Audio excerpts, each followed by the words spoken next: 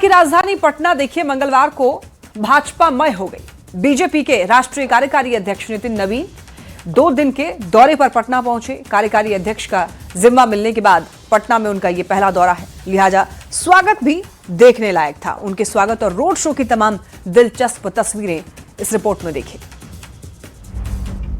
Bulldozer से फूलों की बारिश,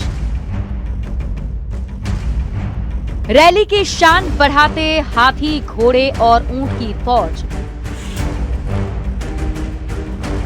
बीजेपी के झंडों से पटी सड़क।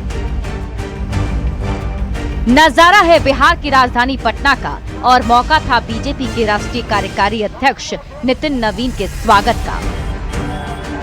42 साल के नितिन नवीन बीजेपी के राष्ट्रीय कार्यकारी अध्यक्ष बनाए जाने के बाद पहली बार पटना दौरे पर आए, जहां पटना एयरपोर्ट पर पहले मिथिला के पाग और मखान के माला के साथ उनका स्वागत हुआ। इसके बाद एयरपोर्ट से ही नितिन नवीन रथ पर सवार होकर निकले और यहीं से उनके भव्य रोड शो का आगाज हो गया। रथ पर उनके साथ उप मुख्यमंत्री सम्राट चौधरी, उप मुख्यमंत्री विजय सिन्हा और बीजेपी प्रदेश अध्यक्ष संजय सरावगी मौजूद रहे। 6 किलोमीटर तक चलने वाला ये रोड शो किसी शक्ति प्रदर्शन से कम नहीं था।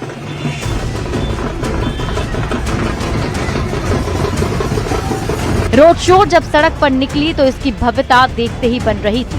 बीजेपी कार्यकर्ताओं का जोश हाई था।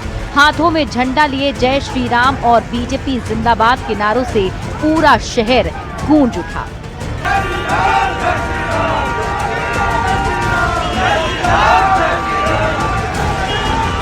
नितिन नवीन के रोड शो में बीजेपी के तमाम दिग्गज नेता शामिल हुए। हालांकि इस दौरान कुछ नेताओं को आने में देरी जरूर हुई, तो फिर क्या था, समय पर पहुंचने के लिए नेताओं ने दौड़ लगा दी।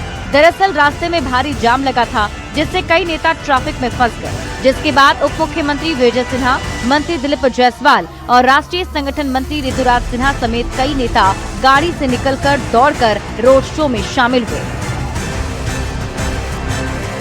बिहार में बीजेपी की बम्पर जीत के बाद नितिन नवीन को बीजेपी का राष्ट्रीय कार्यकारी अध्यक्ष बनाना बीजेपी की एक बड़ी रणनीति है। एक युवा चेहरे को पार्टी की कमान सौंपने से न सिर्फ बीजेपी युवाओं के बीच पकड़ को और मजबूत कर रही है, बल्कि पार्टी में नेक्स्ट जनरेशन को तैयार करने की कवायद तेज हो गई है।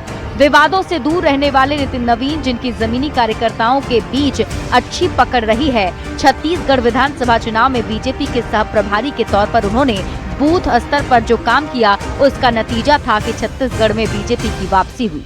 लिहाजा उनको सर्वोच्च जिम्मेदारी सौंपना आने वाला पंचायत चुनाव हो या बंगाल विधानसभा चुनाव बीजेपी के लिए फायदेमंद साबित हो सकता है। पटना से संवाददाता रवि एस नारायण, धर्मेंद्र और शैलेंद्र कुमार की रिपोर्ट। आइए नितिन नवीन के संकल्प को समझते हैं।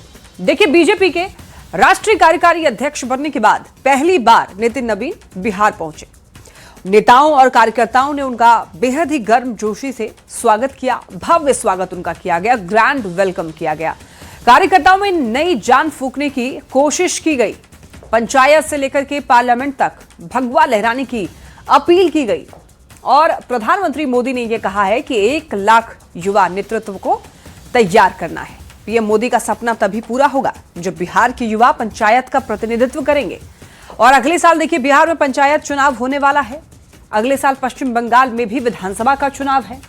इसके अलावा केरल, तमिलनाडु और पुडुचेरी के साथ असम में भी चुनाव है। तो युवा नेतृत्व को बढ़ावा बीजेपी की ओर से दिया जा रहा है।